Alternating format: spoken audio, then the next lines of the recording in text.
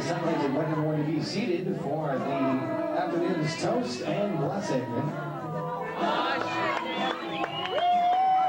Again, ladies and gentlemen, will you please be seated for the toast and blessing?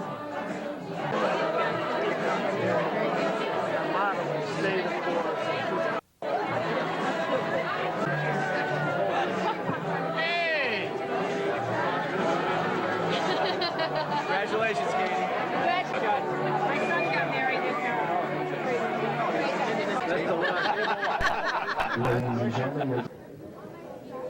Well, whoever would have thought that I'd get a loss for words? Never. Never. There's a little story that I want to tell. When we were children, I'm 4 years older than Kate, by the way.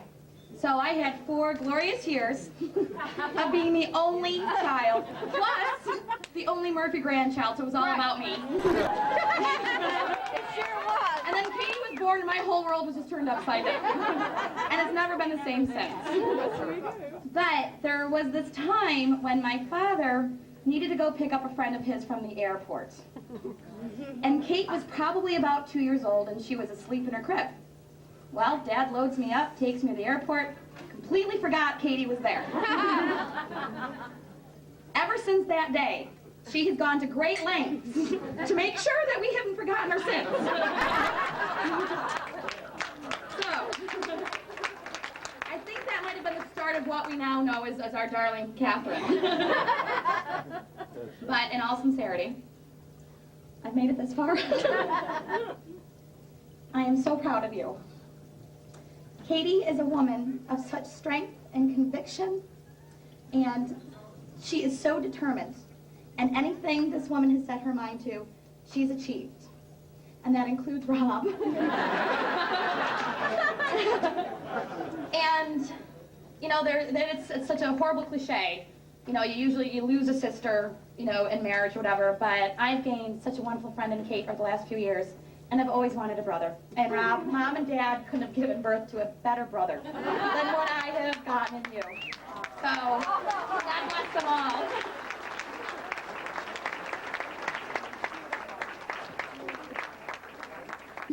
Cheers to Kate and Rob.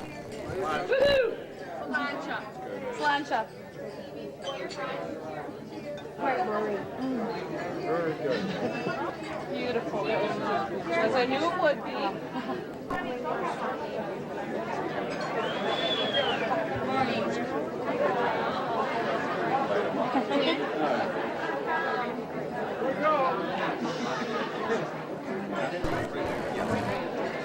Now, as many of you may or may not know,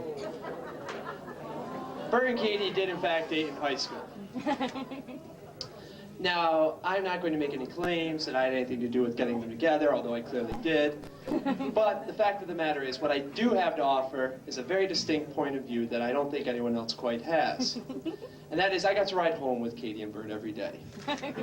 In the back seat, because Bert was such a gentleman, he gave his girlfriend the shotgun seat and sat me on top of piles and piles of garbage that was 6 weeks old because he was too lazy to go to the dump.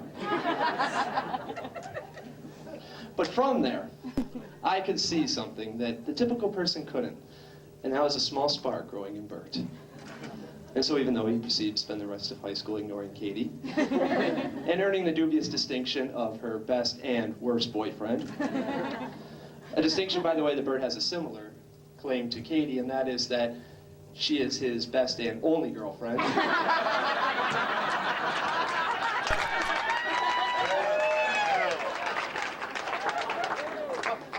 But the fact of the matter is that in the past 10 years, 2 things have remained the same, and one is Bert's taste in cars, and 2 is Bert's taste in women, which I think is an absolute fantastic choice. And Helen Rollins once said that in olden times, many sacrifices were made at the altar, which is a practice which is still practiced today.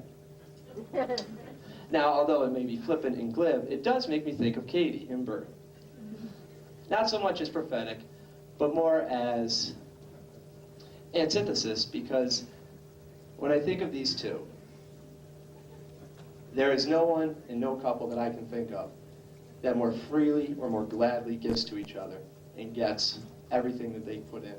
And there is no sacrifice because by definition there's a loss. And all they do throughout their entire relationship that I've known the both of them is gain from one another. So there's a quote that I came across the other day. And what it says is, I'm going to hold that for you. I haven't started drinking yet.